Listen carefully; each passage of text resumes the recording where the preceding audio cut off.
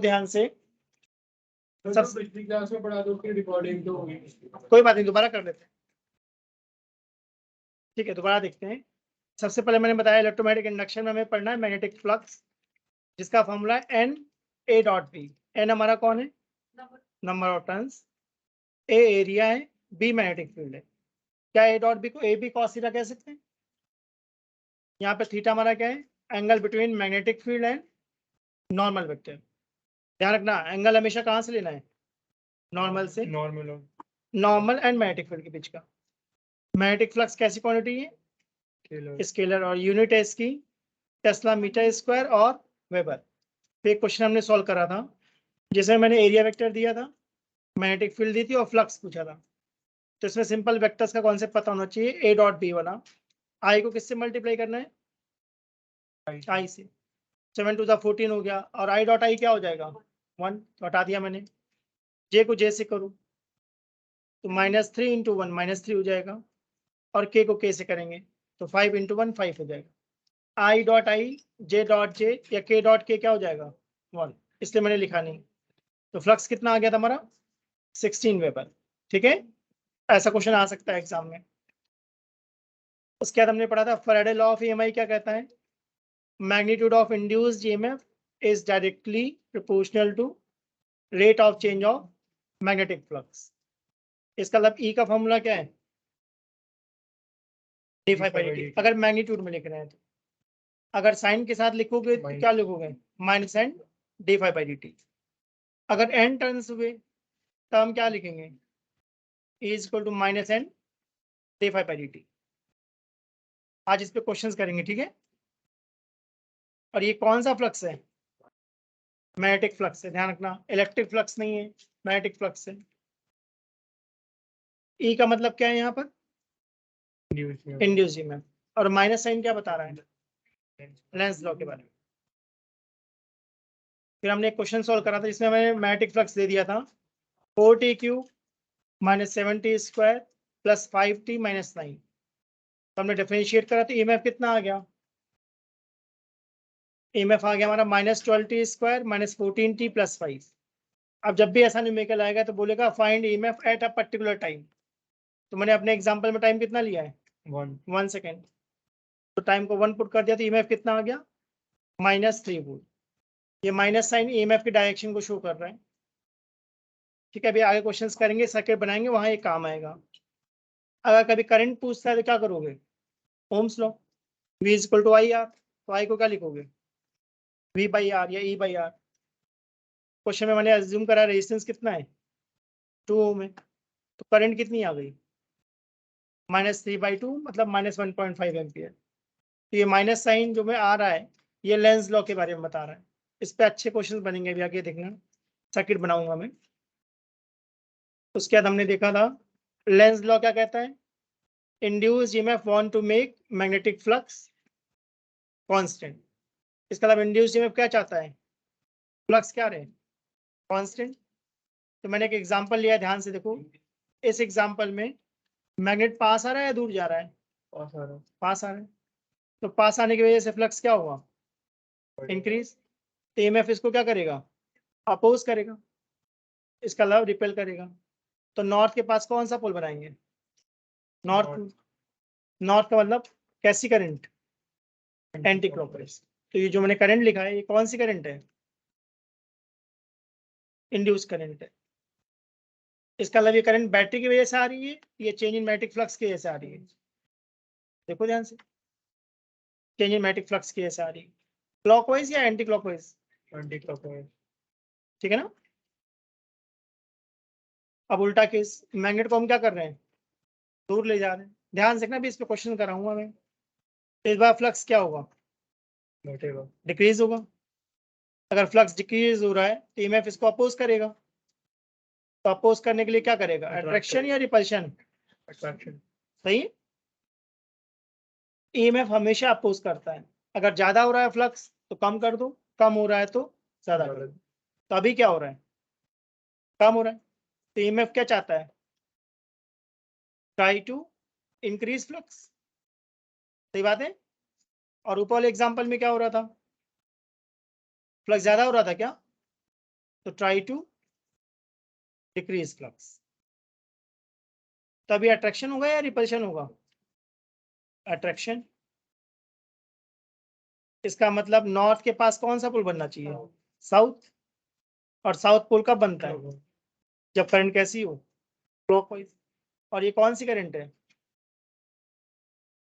Induced current. इसका मतलब ये बैटरी की वजह से आ रही है, ये चेंज इन मैग्नेटिक फ्लक्स की वजह से आ रही है? Change in magnetic flux. ठीक है, तो देखो मैं क्वेश्चन बनाता हूँ, सब लोग सुनना ध्यान से, अच्छा क्वेश्चन है ये, ध्यान देना।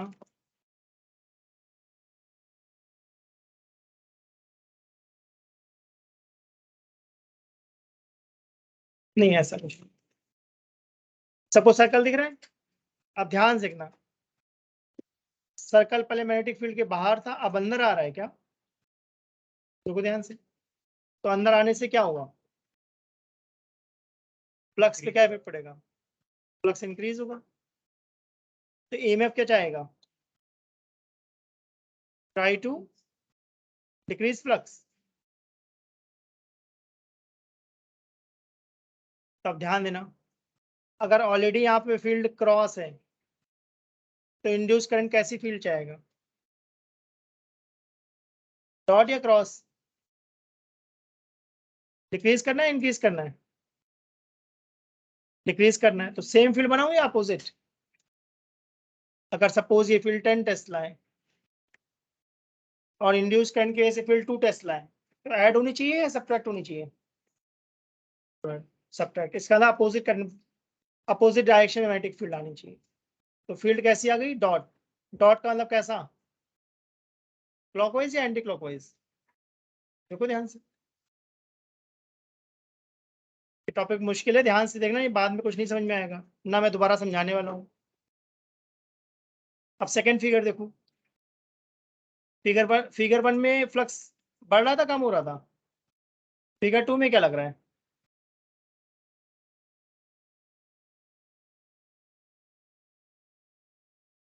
बताओ भी, फिगर टू में क्या लग रहा है?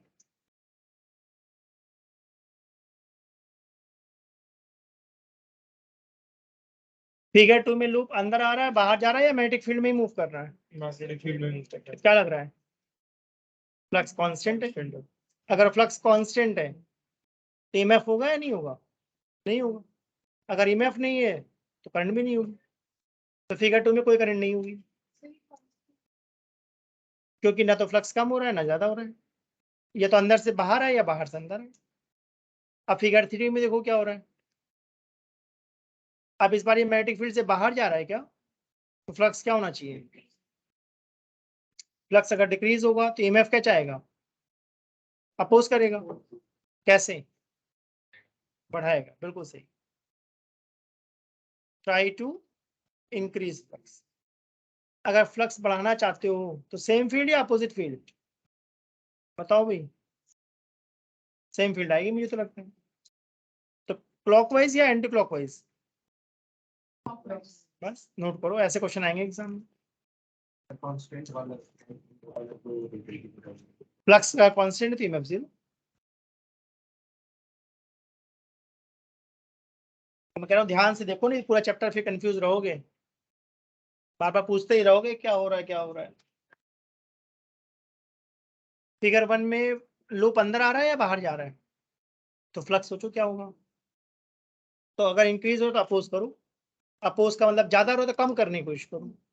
इसका अगर फील्ड क्रॉस है तो डॉट बना दो, और अगर फिगर थ्री को देखो तो बाहर जा रहा है तो फ्लक्स कम हो रहा है, तो अगर फ्लक्स कम हो रहा है तो ज्यादा करने की कोशिश करो, ज्यादा करने की कोशिश करो। इसका मतलब है अगर ऑलरेडी फील्ड क्रॉस है तो कोशिश करो क्रॉस और बढ़ जाए, ज्यादा क्रॉस लाना है, इसका मतलब करंट क्लॉकवाइज होना चाहिए। मैंने जो एग्जांपल दिया उसमें 10 टेस्ला ऑलरेडी था, 2 टेस्ला आया है एडिशनल इंड्यूस करंट की वजह से, इंड्यूस ईएमएफ की वजह से। और इंड्यूस ईएमएफ इसलिए आया क्योंकि फ्लक्स बदल रहा है।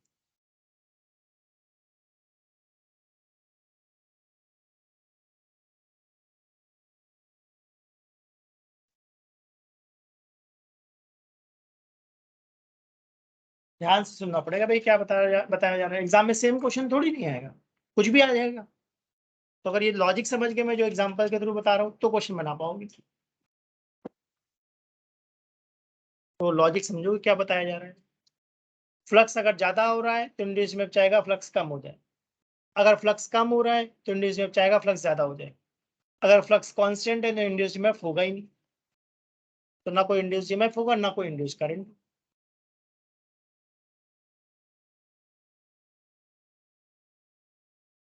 आगे बढ़े।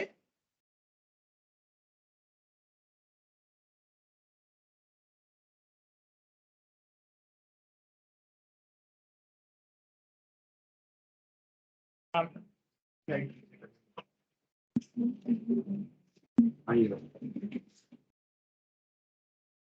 और ये मैं बहुत सिंपल तरीके से बता रहा हूँ, बुक पढ़ोगे तो समझ में आएगा कितना कॉम्प्लिकेट लिखा होता है। मैं बहुत सिंपल तरीके से बता रहा हूँ, बस एक बेसिक लॉजिक है, फ्लक्स को कांस्टेंट करना है। अगर ज्यादा हो रहा है तो कम कर दो, कम हो रहा है तो ज्यादा कर दो। अपोज का मतलब उल्टा नहीं है, ध्यान रखना। अपोज का मतलब उल्टा नहीं है यहाँ पर।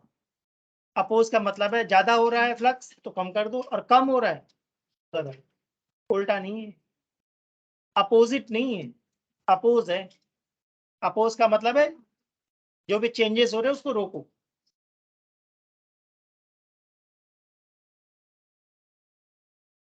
हो गया फिर।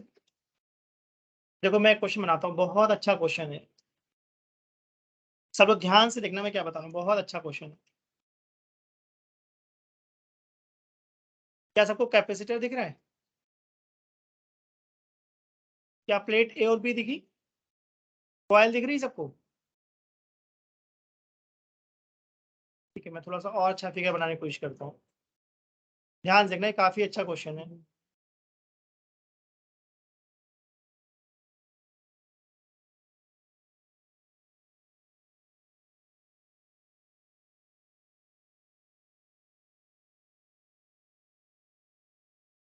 थ्री डी फिगर इसलिए मैं चाहता हूँ बिल्कुल एकदम क्लियर हो तुम लोगों के दिमाग में कि मैंने क्या बनाया। ठीक है, अब ये बताओ जो कैपेसिटर मैंने बनाया है उसमें डॉटेड लाइन बनाई है क्या? ठीक है, डॉटेड लाइन का मतलब है ये जो कैपेसिटर ये फ्रंट साइड में है या बैक साइड में? बैक साइड में, ये इंपॉर्टेंट बात है, नहीं कंफ्यूजन हो जाएगी। और तुम कहाँ से देख रहे हो? राइट साइड से, देखा? अब सुनना ध्यान से। एक मैग्नेट है जिसको मैं पास ला रहा हूँ, तो डेफिनेटली पास लाने से क्या होगा? फ्लक्स बढ़ेगा। अगर फ्लक्स बढ़ेगा तो ईएमएफ क्या करेगा? अपोज करेगा। अपोज करेगा इसका मतलब अट्रैक्ट या रिपेल? रिपेल। रिपेल का मतलब सेम पोल या अपोजिट पोल? Same pole. इसका मतलब क्या यहाँ पर नॉर्थ पोल बनेगा? क्वेश्चन ध्यान सुनते जाना। अगर नॉर्थ पोल बनेगा तो पक्का करंट कैसी होनी चाहिए? Anti clockwise. ठीक बात है ना? सही है। तो प्लेट ए और बी में से किस पे पॉजिटिव चार्ज आएगा? बताओ भाई सब लोग। आदित्य का आंसर ए है, और बताओ भाई, और किसको क्या लगता है? क्वेश्चन समझ में आया?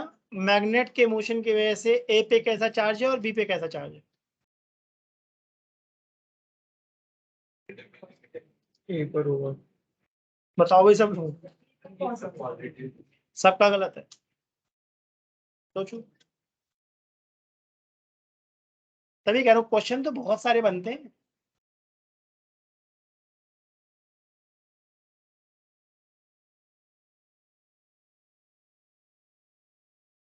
चलो बी पे पॉजिटिव है, रीजन बताओ।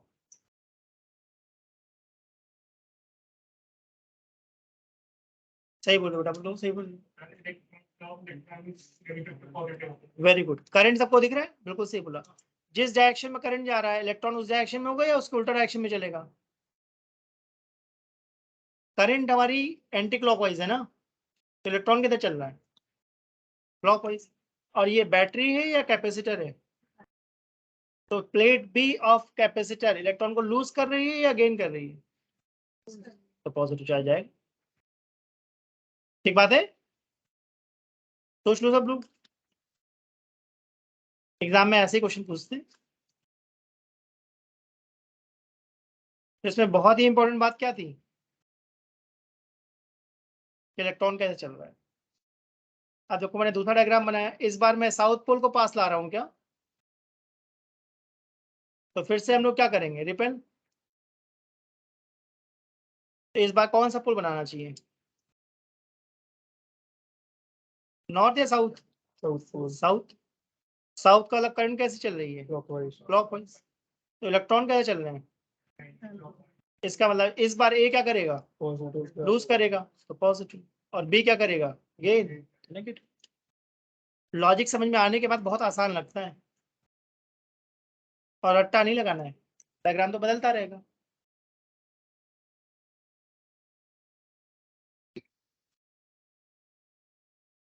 थोड़ा ध्यान दोगे तो तुम्हें समझ में आएगा क्या बताया जा रहा है।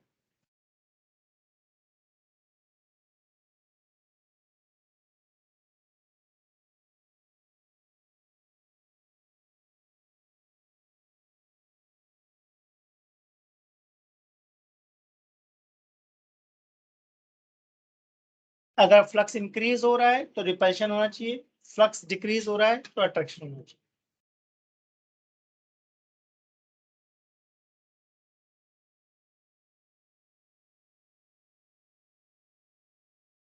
आई होप सबको क्लियर हुआ ये।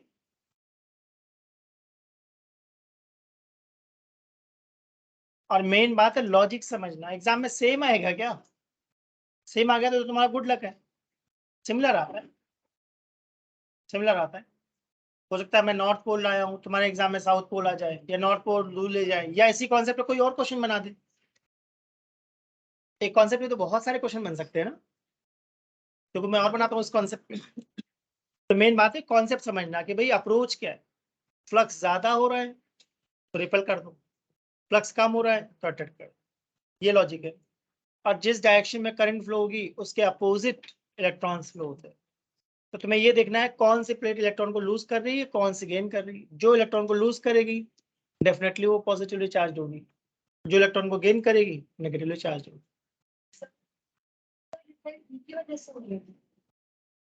रिपेल, रिपेल होगा करंट की वजह से, करंट की वजह से पोलैरिटी आ रही है जिसकी वजह से रिपल्शन हो रहा है, और उस करंट की वजह से कैपेसिटर चार्ज हो रहा है। इंपॉर्टेंट बात है यहाँ पे करंट बैटरी से नहीं आ रही है। जो तुम लोग आंसर बोल रहे थे ना उसका एक रीजन है, मैं बताता हूँ। तुम लोग जो आंसर बोल रहे थे क्योंकि तुम्हारे दिमाग में बैटरी वाली पिक्चर बनती है कि करंट पॉजिटिव से नेगेटिव चलता है, समझो बात को। तुम लोग दिमाग में जो पिक्चर आ रही है वो ऐसी चल रही है क्या, और मैंने बहुत क्लियरली बोला इंड्यूस करंट का मतलब होता है current due to changing magnetic flux, not current due to battery. Current due to battery को इंड्यूस करंट नहीं कहते, डायरेक्ट करंट कहते हैं, डीसी। तो ये हम डीसी की बात कर रहे हैं या इंड्यूस करंट की बात कर रहे हैं।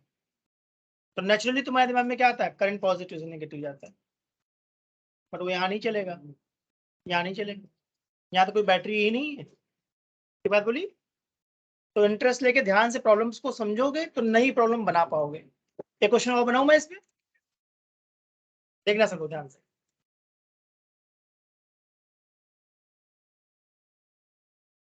क्या सबको वायर दिख रहा है, ठीक है। इस वायर में एक करंट है, और इस वायर के पास मैंने दो लूप्स बना दिए, ठीक है ना। नेमिंग कर देता हूँ, लूप 1, लूप 2, ठीक है। जो मैंने करंट कैपिटल आई दिखाई है ये एक्सटर्नल करंट है, किसी वायर में करंट फ्लो हो रही है। अब तीन पॉसिबिलिटी हो सकती है। तो फर्स्ट पॉसिबिलिटी मैं ले रहा हूँ कि जो वायर में करंट है वो इंक्रीज हो रही है, दिख रहा है सबको। तो जो हमारे पास एक वायर है सी डी, नेम दे देता हूँ, इस सी डी वायर में करंट इंक्रीज हो रही है। तो क्या लूप 1 और लूप 2 में कोई इंड्यूस करंट आ सकती है, अप्रोच बनाना सीखो।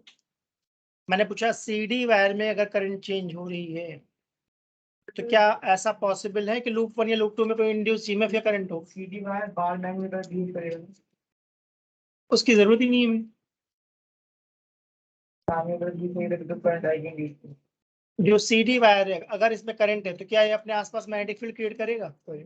उस तरीके से सोचो, जैसे CD की वजह से मुझे बताओ लूप 1 पे कैसी मैग्नेटिक फील्ड है, कोई बता सकता है? CD वायर की वजह से लूप 1 पे कैसी मैग्नेटिक फील्ड है? तुम्हें आंसर बोलना है डॉट या क्रॉस। क्रॉस, ठीक है, अक्षर सही कह रहे हो, सबको क्रॉस लग रहा है? बताओ भाई, ऐसा हमने चैप्टर 4 में पढ़ा या नहीं पढ़ा? अब लूप 2 को देखो, लूप 2 पे कैसी फील्ड है? डॉट।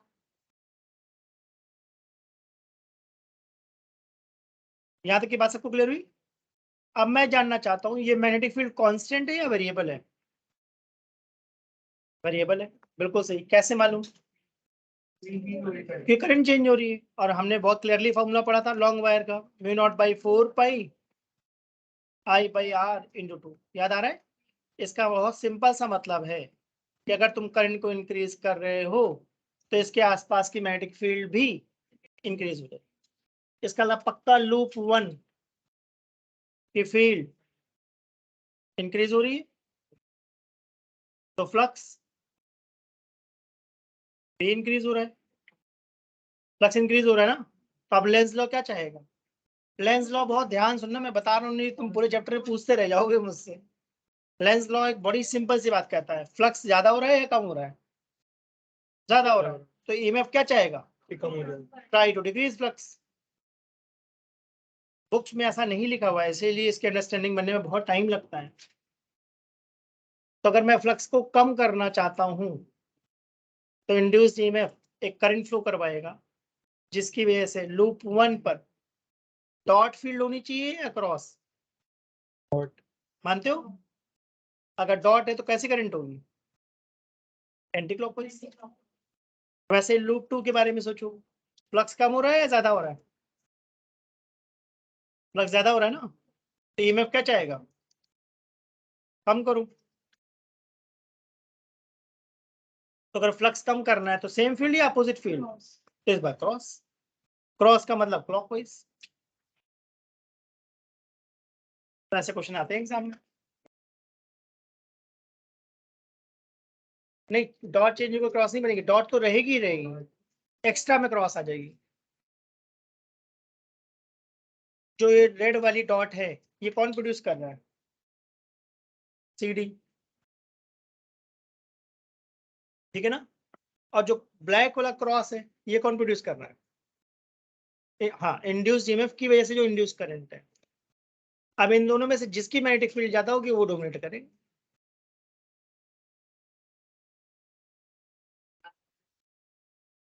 ब्लैक वाला जो मैंने बनाया है लिख देता हूँ ना, इसको मैं नाम देता हूँ इंड्यूस्ड मैग्नेटिक फील्ड। अब ठीक है, induced magnetic field due to induced current. तो एग्जाम में सिर्फ उसे एक क्वेश्चन पूछेगा, लूप 1 या लूप 2 में करंट की डायरेक्शन बताओ, इंड्यूस करंट। इस लॉजिक को समझना जरूरी है।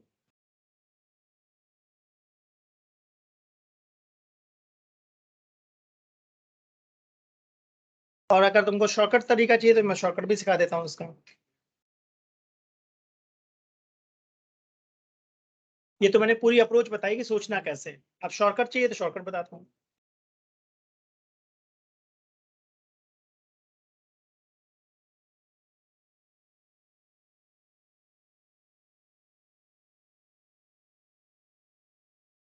नोट हो गया तो बताऊँ शॉर्टकट? ठीक है, अब देखो साइड में मैं एक डायग्राम बना रहा हूँ, ध्यान से देखना। अब मैं इसको शॉर्टकट तरीके से सिर्फ आंसर निकालना सिखा रहा हूँ, ठीक है? अब मैं चाहता हूँ कि जल्दी से आंसर निकालते हैं। करंट कम हो रही है या ज्यादा हो रही है? ज्यादा हो रही है। तो अपोज कर दो। ध्यान दिया मैंने क्या बोला? लूप 1 और लूप 2 की करंट देखो, जो लूप 1 और लूप 2 की करंट है, दिख रहा है सबको? वो CD के अपोजिट है या सेम डायरेक्शन में है? बस काम खत्म, आ गया आंसर। नोटिस करा सबने? मैं इसकी बात कर रहा हूँ, ध्यान से देखो।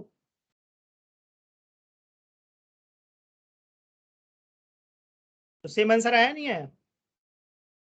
बट इस बार मैंने कॉन्सेप्ट बताया, शॉर्टकट बता दिया।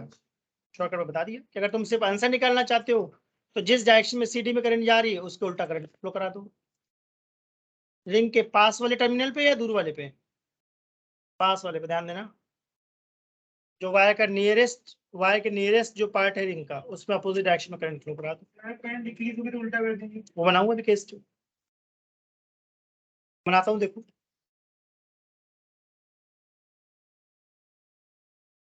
अब ध्यान देना, मैं शॉर्टकट पे बताऊंगा इसको।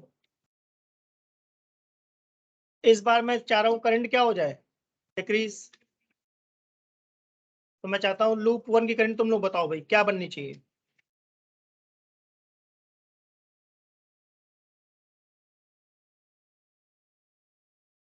लूप 1 में क्लॉकवाइज परफेक्ट है, और लूप 2 में एंटी क्लॉकवाइज।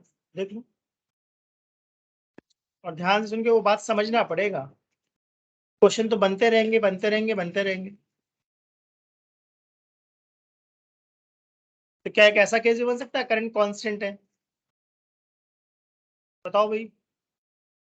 तब कुछ नहीं, तो लूप 1 और लूप 2 में कोई इंड्यूस करंट नहीं होगी, राइट?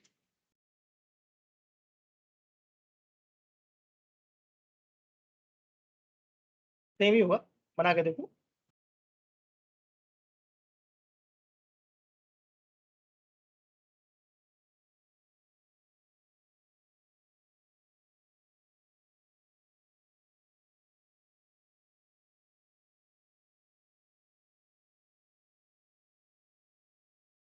लास्ट लाइन बनाओगे। जल्दी नोट करो।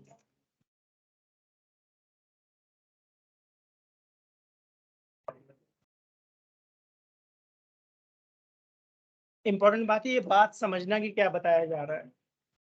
ये बात समझो जो मैं बताने की कोशिश कर रहा हूँ।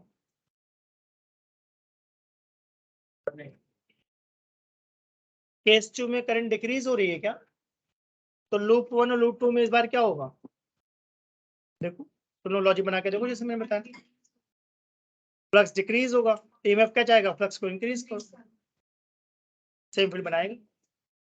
और केस 3 में मैंने क्या बोला, करंट क्या है, कांस्टेंट, तो कोई इंड्यूस करंट नहीं आएगी।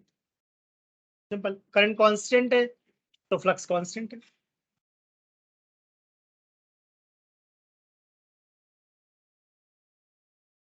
अगर ये क्लियर हो तो आगे बढ़े।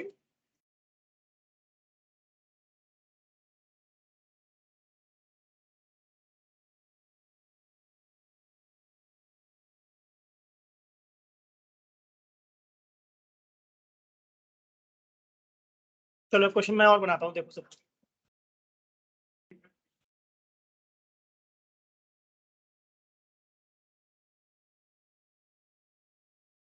जितनी जल्दी लिखोगे बेटा उतना ज्यादा टॉपिक हम कवर कर पाएंगे पर क्लास। जितना धीमा लिखोगे उतनी क्लासेस बढ़ती जाएंगी।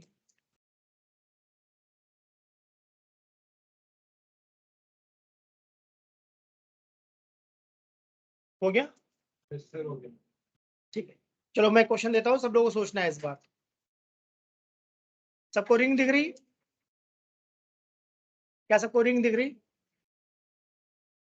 क्या सबको वायर दिख रहा है? सीडी वायर दिख रहा है सबको? सीडी वायर में जो करंट है वो क्या हो रही है, इंक्रीज। तो रिंग में बताओ इंड्यूस करंट कैसी होगी? तुरंत आंसर नहीं देना, पहले सोचना। अगर सीडी की करंट को मैं इंक्रीज कर दूं तो रिंग पे इंड्यूस करंट कैसी होगी?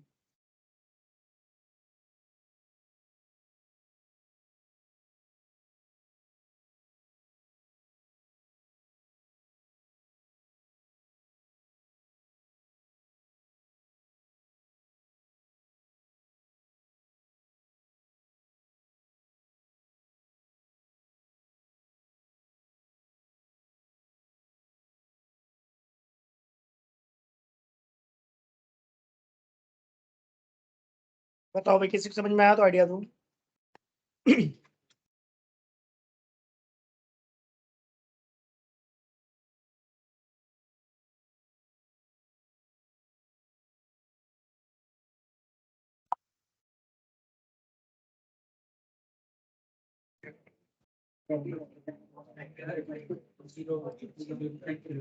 बढ़िया, नो इंड्यूस करंट।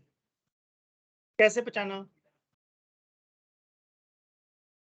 क्या बात नहीं करो, बात करना है घर जाओ। मैं मना करता हूँ बात करने को ना, बात करना है घर जाओ। तुम लोगों को इस बार टेस्ट होगा, तुम लोगों को समझ में आ जाएगा ना कितना तुम लोगों को आता है। हाँ तो वही तो मैं कह रहा हूँ बेटा, उससे समझ में आ जाएगा ना कि कितना आता है। और बोर्ड में फिजिक्स का पेपर कैसा बनाते हैं पता है ना? नहीं पता? फिर मतलब मर्सी नाम में कोई चीज नहीं होती बेटा, ये बात समझो मैं क्या बोलना चाह रहा हूँ। अगर तुम्हारे केमिस्ट्री में 5 चैप्टर हटाए तो फिजिक्स में 4 चैप्टर 4 टॉपिक और बढ़ा दिए, तुम उससे आइडिया लगा लो। कम नहीं करते और बढ़ा देते हैं। वही मैं कहना चाह रहा हूँ कि इस बात को समझो कि हमारे पास एक लिमिटेड टाइम है, और अभी अगस्त चल रहा है। समझो ना, अभी हमें कितने चैप्टर पढ़ने बाकी हैं? 8 तो पढ़ने बाकी हैं अभी, 14 चैप्टर्स हैं। कब खत्म होगा? जनवरी फरवरी में कब खत्म हुआ कोर्स? अगर इसी स्पीड से चलते रहोगे तो। जितना तुम लोग टाइम वेस्ट कराते हो मेरे को बोलने में, उतनी देर में तो मैं 2 क्वेश्चन करा के आगे बढ़ जाऊंगा ना। वही मैं हर क्लास में नहीं बोलूंगा, मैं ये बात समझाना चाह रहा हूँ। नहीं मन करता है घर बैठो बेटा, मैं तो एक ही बात बोलता हूँ, नहीं समझ में आता घर बैठो। भाई साइंस है, साइंस तुम्हारे हिसाब से थोड़ी नहीं चलेगी, तुमको साइंस के हिसाब से चलना पड़ेगा, रूल है तो है, तुमको समझना पड़ेगा। नहीं समझोगे तो एग्जाम में नहीं बना पाओगे, फिर नहीं बना पाओगे। क्वेश्चंस की लिमिट थोड़ी नहीं है, मैं अभी इस पे बैठे बैठे 20 क्वेश्चन बना दूंगा इसी कॉन्सेप्ट पे। तो जब मैं बैठे बैठे 20 क्वेश्चन बना सकता हूँ, तो अगर कोई इंटेंशनली बैठ के पेपर बना रहा है वो तो कुछ भी बना देगा। तो ये बात समझो कि एग्जाम का जो क्वेश्चन है वो तुम सॉल्व कर पाओ, इतना मुझसे सीख लो। एग्जाम का कोई भी क्वेश्चन है तुम सॉल्व कर पाओ, और वो तभी कर पाओगे जब सुनोगे मेरी बात को, ये बता क्या रहा हूँ। और अगर लगता है आ गया है तो फिर देखो मैं नए क्वेश्चन देता हूँ, उसमें सोचा करूँ। जैसे इस क्वेश्चन में मैंने बोला इंड्यूस करंट की डायरेक्शन क्या होगी, तो तुमको बस सोचना चाहिए ये तो क्लॉकवाइज होगी या एंटी क्लॉकवाइज होगी या नहीं होगी। 3 पॉसिबिलिटी थी। आंसर मैंने क्या लिखा है? No induce current. उसका रीजन समझते हैं। क्या सबको करंट दिख रही है? उस करंट की वजह से मैग्नेटिक फील्ड दिख रही है? बताओ भाई। ठीक है। क्या रिंग का नॉर्मल दिख रहा है? फ्लक्स का फॉर्मूला क्या था? A B cos theta. अब थीटा किसके बीच में एंगल था? नॉर्मल और मैग्नेटिक फील्ड, वो तो यहाँ 90। तो फ्लक्स क्या है? तो ईएमएफ 0, इंड्यूस करंट 0। मैं एक ही बात बोलता हूँ, बताने के बाद आसान लगता है, बट उसे इंफॉर्मेशन को असेंबलिंग करना वो थोड़ा बड़ी बात होती है, प्रैक्टिस से ही आता है।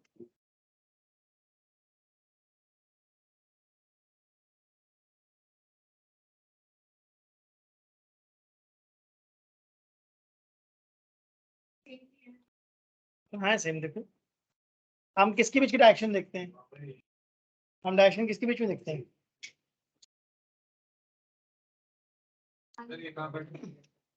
हम हमेशा एंगल किसके बीच में देखते हैं? Normal and magnetic field.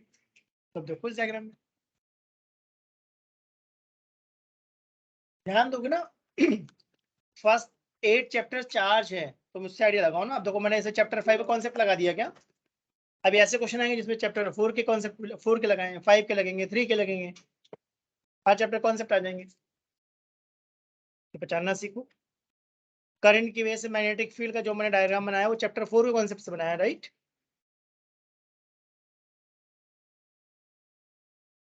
चलो सेकंड क्वेश्चन बताओ भाई। हाँ हो सकता है ऐसा हो, पॉसिबल है। और लोग बताओ भाई क्या लगता है? सेकंड क्वेश्चन मैंने देखो क्या बनाया, एक सर्कल है, अब वो सर्कल श्रिंक हो रहा है, एरिया कम हो रहा है ज्यादा हो रहा है? अगर एरिया कम है तो फ्लक्स कम है, तो ईएमएफ क्या चाहेगा? ज्यादा हो। फ्लक्स को बढ़ाओ,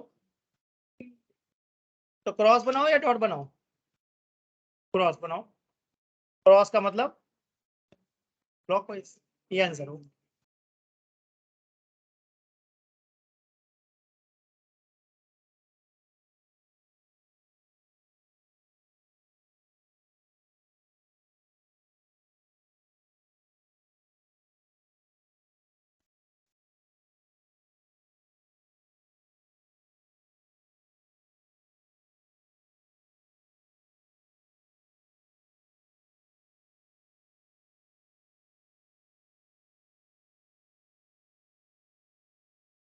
हो गया?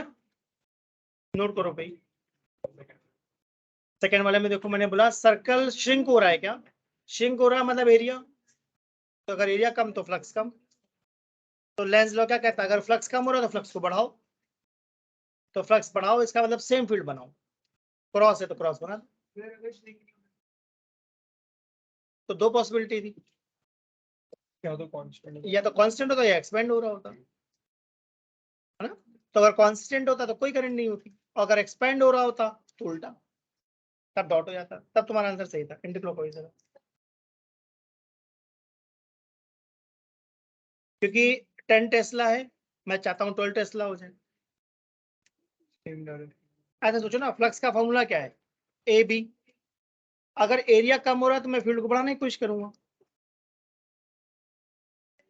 फ्लक्स कांस्टेंट है, अगर एरिया कम है तो फ्लक्स फील्ड को बढ़ाना पड़ेगा, बढ़ाना है मतलब सेम डायरेक्शन में फील्ड, तभी तो ऐड होगी।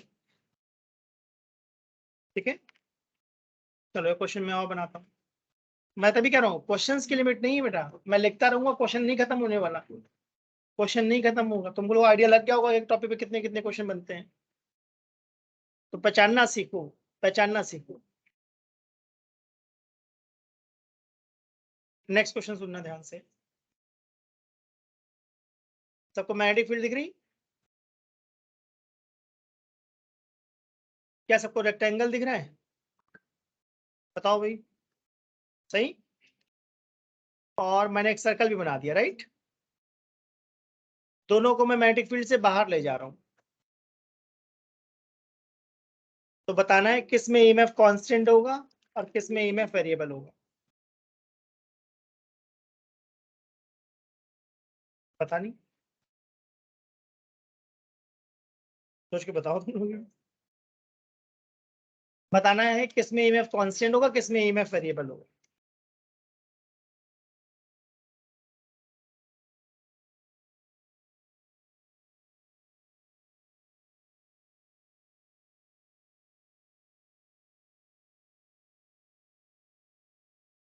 क्या D phi by D T को ऐसा कह सकते हैं,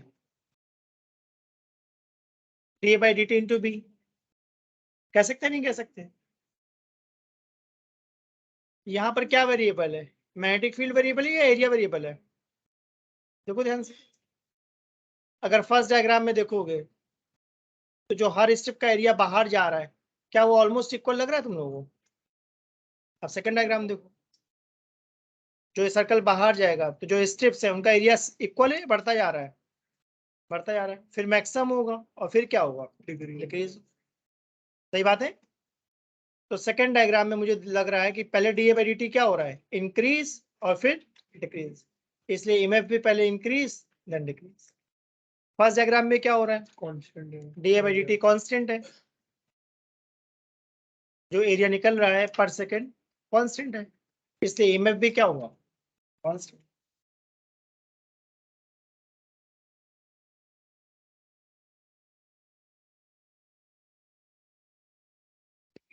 बहुत सारी पॉसिबिलिटीज बनती रहेगी, यही मैं कहना चाह रहा हूँ, बहुत सारे क्वेश्चन बनते हैं डिफरेंट डिफरेंट डिफरेंट तरीके से।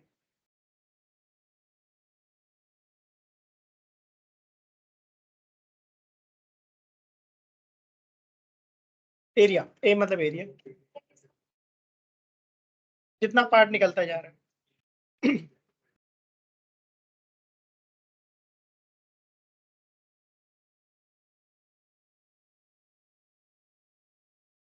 चलो आगे बढ़े, कॉपी में नहीं डालना, इसकी डेरिवेशन आती है, वेरी इंपॉर्टेंट लिखना, मोशनल ईएमएफ,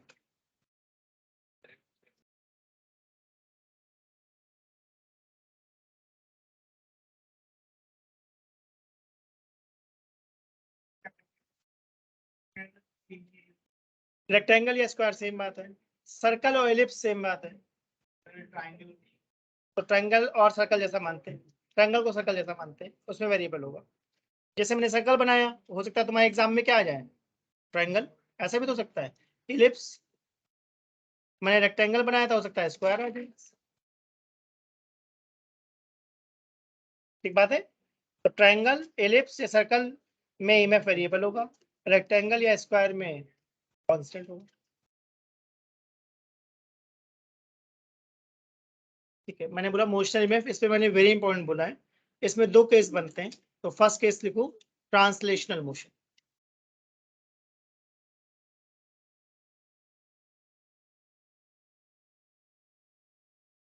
ध्यान से देखना, इससे आगे के सारे चैप्टर को न्यूमेरिकल्स इसी से बनेंगे, इसलिए ध्यान से देखना भाई सब। मैंने एक रेलवे ट्रैक बनाया, दिखा सबको? इस रेलवे ट्रैक पे एक रॉड डाल दी। इस ट्रैक में जो रेलवे ट्रैक है, इनके बीच का गैप मैंने बोल दिया L, और रॉड की डिस्टेंस ले ली L x। Rod suppose left में जा रही है, मैग्नेटिक फील्ड कैसा लेना चाहते हो, डॉट या क्रॉस? कैसी भी ले सकते हो, क्या लूं बताओ? क्रॉस, चलो क्रॉस ले लिया। अब यहां से न्यूमेरिकल स्टार्ट होंगे, ध्यान से देखना भी सब लोग। अभी तक सारे मैंने कैसे कराए थे आज क्लास में, कॉन्सेप्चुअल। अब इससे बनेंगे न्यूमेरिकल। सबसे पहले बताओ फ्लक्स का फॉर्मूला क्या पता है? NAB cos थीटा, पूरा फॉर्मूला ये है फ्लक्स का। तो n कितना दिख रहा है मुझे? 1। क्या एरिया L इंटू एक्स है? सही है। थीटा 0 या 180 में से कुछ भी ले सकते हो। अब ध्यान से देखना, क्या वेलोसिटी को हम dx बाई dt कह सकते हैं? यहां मैंने माइनस dx बाई dt क्यों लिखा है, कोई बता सकता है? यहाँ पर रॉड की वेलोसिटी की वजह से x कम हो रहा है या ज्यादा हो रहा है, इसलिए माइनस dx बाई dt लिखा है। वेलोसिटी को मैंने लिखा है माइनस dx बाई dt, तो यहाँ माइनस साइन क्या बता रहा है? डायग्राम में रॉड जैसे जैसे लेफ्ट में जाएगी, नोटिस करो x कम होता जाएगा, तो नेगेटिव साइन बता रहा है x कम हो रहा है। अब मैंने इसको कर दिया फ्लक्स को डिफरेंशिएट। L कांस्टेंट है, B कांस्टेंट है, x का डिफरेंशिएशन क्या हो गया? dx by dt। सही है। अब बोथ साइड मैंने माइनस लगा दिया। ऐसा मैंने क्यों करा? क्योंकि minus D phi by D क्या होता है? E। Minus D X by D T क्या होता है? V। तो हमारे पास फॉर्मूला बन गया E equal to B L V. B L V. अगर तुम लोग थोड़ा ध्यान दो तो क्या मैग्नेटिक फील्ड Z पर है इस डायग्राम में? क्या लेंथ Y पर है? क्या X X एक्सिस पर है? और वेलोसिटी माइनस x पर है। इसका अंदर मैं बोला चाह रहा हूँ EMF का जो फॉर्मूला है BLV, उसमें मैंने बोला हमेशा B, L और V कैसे होनी चाहिए? म्यूचुअली परपेंडिकुलर होने चाहिए, नहीं है तो बनाओ। BLV में मैंने बहुत क्लियरली बोला है लेंथ, वेलोसिटी और मैग्नेटिक फील्ड कैसे होनी चाहिए? परपेंडिकुलर। और लेंथ पे भी मैंने एक बात लिखी है, शॉर्टेस्ट लेंथ। इसका मतलब डिस्टेंस वाली या डिस्प्लेसमेंट वाली? डिस्प्लेसमेंट वाली। रॉड मैंने ली थी स्ट्रेट, हो सकता है तुम्हारे एग्जाम में सेमी सर्कल बना दे, नहीं बना सकते? ध्यान दिया होगा कि कभी ये परपेंडिकुलर नहीं होगा, हमें करके। हाँ हाँ, सब सारी पॉसिबिलिटी बनती है, होगा ऐसा। तो अगर लेंथ, ध्यान दो, अगर सेमी सर्कल आ गया तो लेंथ पाई आर डालोगे या 2r डालोगे? बताओ भाई। 2r। देखो लिखा था मैंने, लेंथ कौन सी लेंथ लेनी है? Shortest length. इन सब बातों को सुनोगे तो एग्जाम में तुम्हें याद आएगा, नहीं सुनोगे फिर तो गलत होना ही है, फिर तो गलत होना ही है, फिर तुम पाई आर डाल के आ जाओगे एग्जाम में।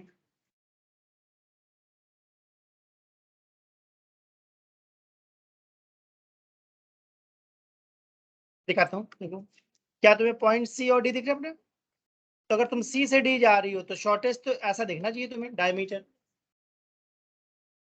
समझ में आया मैं क्या बोलना चाह रहा हूँ? शॉर्टेस्ट लेंथ मतलब मैंने बोला डिस्प्लेसमेंट वेक्टर टाइप की चीज। तो सी टू डी जा रही हो तो शॉर्टेस्ट तो डायमीटर दिख रहा है मुझे।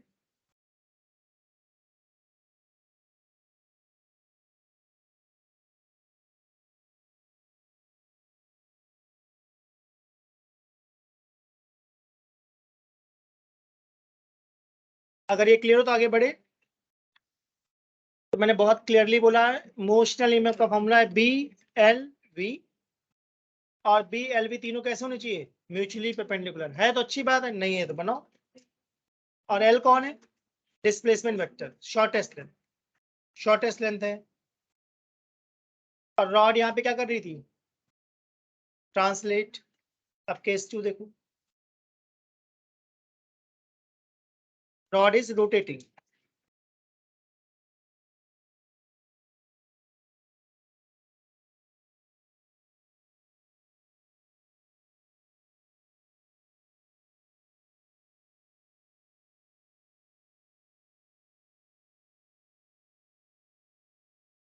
ध्यान से देखना है कि तुम्हें कंफ्यूजन होगी। अब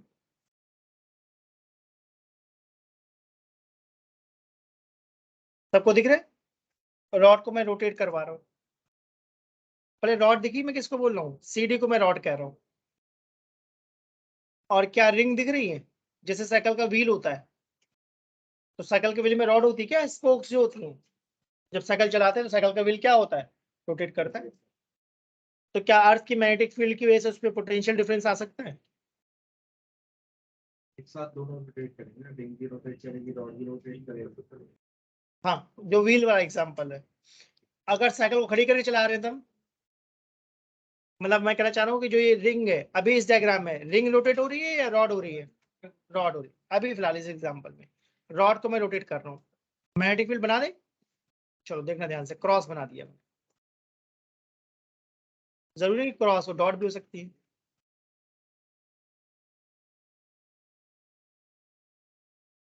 तो मैं चाहता हूं ध्यान से देखना, क्या मैंने रेड कलर से कुछ मार्क करा है इसमें? रॉड पे एक छोटा सा ऐसा एलिमेंट ले लिया क्या मैंने? ध्यान देना, आर डिस्टेंस पे। इस एलिमेंट की लेंथ कितनी है? D R. तो क्या ये एलिमेंट मूव करता हुआ दिखेगा मुझे? अगर रॉड मूव कर रही है तो रॉड का एलिमेंट भी तो मूव कर रहा है। उस एलिमेंट पे ईएमएफ मैंने डीई ले लिया है, जिसका फॉर्मूला है बी एल बी। एल क्या डालूंगा? ये मैंने जो लिख रहा हूँ फॉर्मूला, ये किसके लिए लिख रहा हूँ? रॉड के लिए या एलिमेंट के लिए? एलिमेंट के लिए। तो लेंथ एल है या डी आर है? डी आर है। देखो ध्यान से, देखो ध्यान से, आर है सेंटर से लेकर एलिमेंट तक की डिस्टेंस। और अगर पूरी रॉड की बात सोच रहे हो तो पूरी रॉड की लेंथ कितनी दिख रही है मुझे? सी डी या एल, एक ही बात है। अब मैं चाहता हूँ उस एलिमेंट को क्या करना? इंटीग्रेट करना टोटल ईएमएफ के लिए। अब ये बताओ, क्या हम v को आर ओमेगा कह सकते हैं? बताओ भाई, होता है फॉर्मूला सर्कुलर मोशन में। और लिमिट क्या लगनी चाहिए? सेंटर से लेकर कहां तक? एंड तक, लेंथ मतलब पूरी। क्या बी और ओमेगा बाहर आ गया? आर टू पावर 1 का इंटीग्रेशन क्या हुआ? Are to power 2/2। लिमिट लगा दो।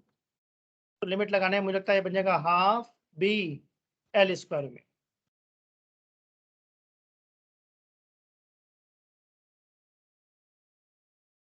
इसका मतलब मैं ईएमएफ के दो फॉर्मूले तुमको सिखाना चाह रहा हूँ। अगर रॉड ट्रांसलेट होगी तो बी एल वी, और रोटेट होगी तो हाफ बी एल स्क्वायर में।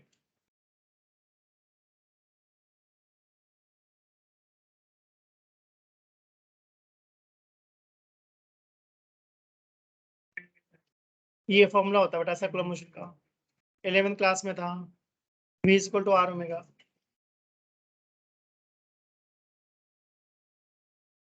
एक इंपॉर्टेंट बात मैंने और लिखी है, देखा नोट में, number of rods does not matter. जैसे साइकिल में स्पोक्स होती है, तो अगर 1 स्पोक या तुम 10 स्पोक्स लगा दो कोई फर्क नहीं पड़ता, ईएमएफ उतना ही रहेगा। मैंने रीजन लिखा है, नोट लिखा है, number of rods that does not matter because all rods are in parallel.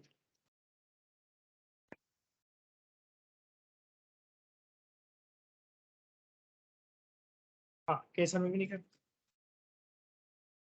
Specially case 2 में पूछता है। अगर मैं कहीं नोट लिखता हूँ इसका मतलब ध्यान दो, ये एग्जाम में पूछता है, और यही मिस्टेक होती है।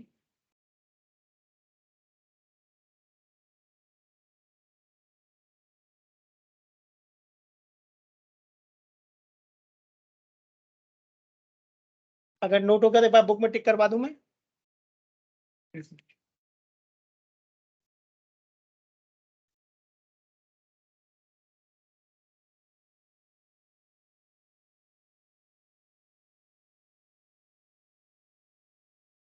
अगर एग्जाम में डेरिवेशन आती है इस टॉपिक की फिर तो इजी पार्ट है, पर अगर न्यूमेरिकल बनाया तो न्यूमेरिकल तो कुछ भी बन जाता है,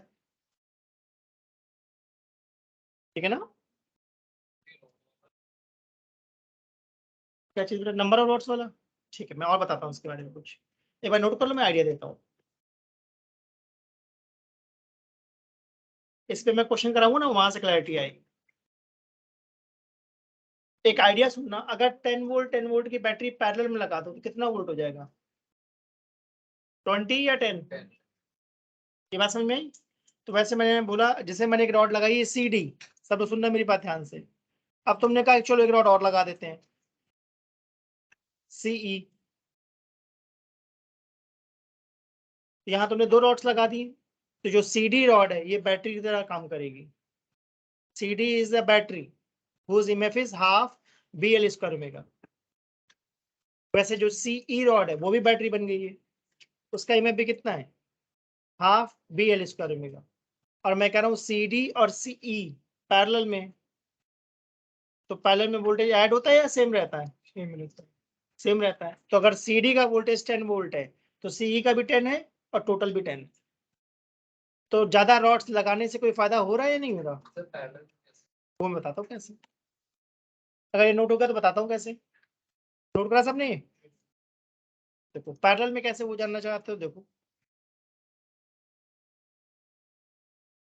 एक इंपॉर्टेंट बात मैंने क्या बोली, रॉड बिहेव एज बैटरी, ये बात नोटिस करना।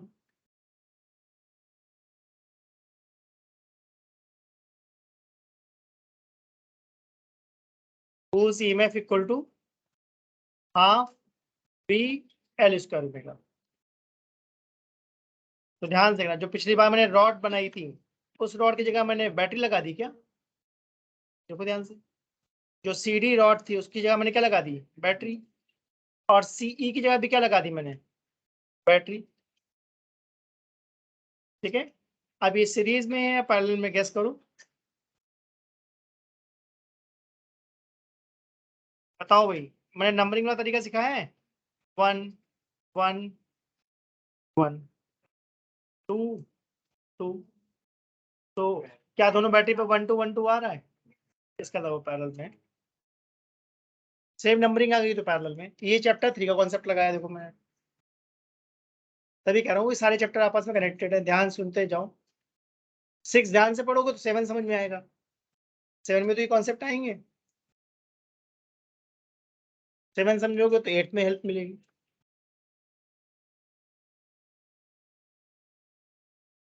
तो मैंने बहुत क्लियरली बोला, number of lots does not matter because all lots are in parallel. Parallel में 10 volt 10 volt 10 volt remains 10 volt. तो एग्जाम में न्यूमेरिकल आएगा जिसमें बोलेगा 10 रॉड लगा दी। तो नॉर्मली स्टूडेंट के दिमाग में होता है फ्लक्स क्या होता है, N A B cos theta, N से मल्टीप्लाई होता है तो ईएमएफ में मल्टीप्लाई कर देते हैं, गलत हो जाएगा। तो मैंने कहा अगर डेरिवेशन वाला पार्ट है फिर तो इजी है, बट अगर इस पे न्यूमेरिकल आया तो फिर लॉजिक सोचना पड़ता है।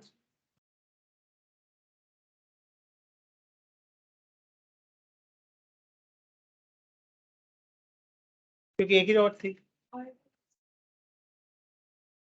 तो फिर देखना पड़ेगा सीरीज में है या पैरेलल में, फिर देखना पड़ेगा।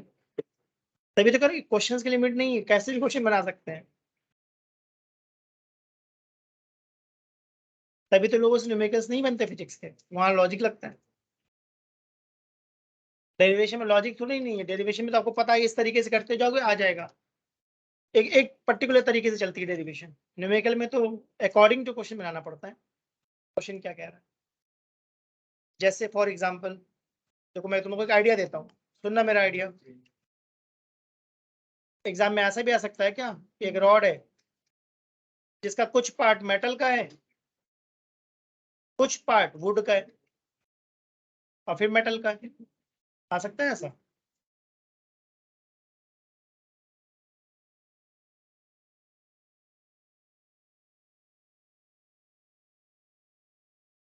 अब रोटेट कर दिया। क्वेश्चन की लिमिट ही नहीं है। दोनों समझ में आया मैंने इस बार क्या करा? जो हमारी रॉड थी उसका बीच का पार्ट कैसा बना दिया? वुड का। नीचे वाला मेटल है, ऊपर वाला मेटल है।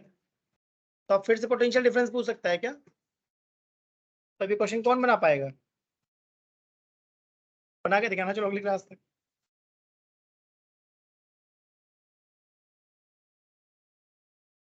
हो गया अर्पित? सर आगे वाले लगाओ ना पेज।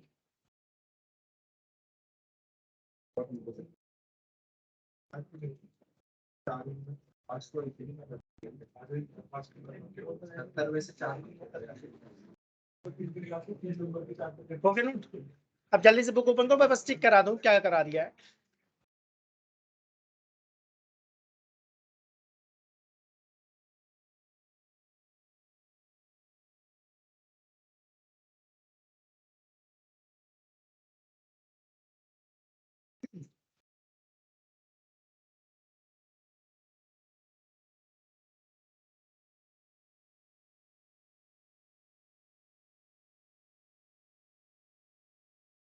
सब लोग बुक ओपन करो, टिक करते जाना जो मैं टिक कर रहा हूँ। ढूंढो, इंट्रोडक्शन में कहीं लिखा हुआ है? ढूंढो। ईएमआई का मतलब क्या होता है? करंट को इंड्यूस करना with the help of magnetic field. इसको अंडरलाइन करो, ये डेफिनेशन है। Electric current is generated by changing magnetic field. चलो नेक्स्ट देखो क्या लिखा है, एक्सपेरिमेंट 6.1। टिक करो भाई, ये रीड करना है। 6.2, इनको रीड करने से चैप्टर की अंडरस्टैंडिंग बढ़ेगी तुम्हारी। 6.3, मैग्नेटिक फ्लक्स। तो क्या आज हमने देखा, मैग्नेटिक फ्लक्स होता है ए डॉट बी, या फिर A B cos theta. Theta कौन सा एंगल है? Between normal and magnetic field. Next हमारा है Faraday law of EMI. Tick करते हैं ना भी सब लोग। देखो ऐसा कुछ लिखा हुआ है, स्टेटमेंट है इसका। मैथमेटिकली ई को हम क्या लिखते हैं? Minus D phi by D T. अगर एन टर्न्स आ गया तो into N. Example 6.1, next class में इसको डिस्कस करूंगा, तुम लोग ट्राई करके आना। 6.2, 6.3,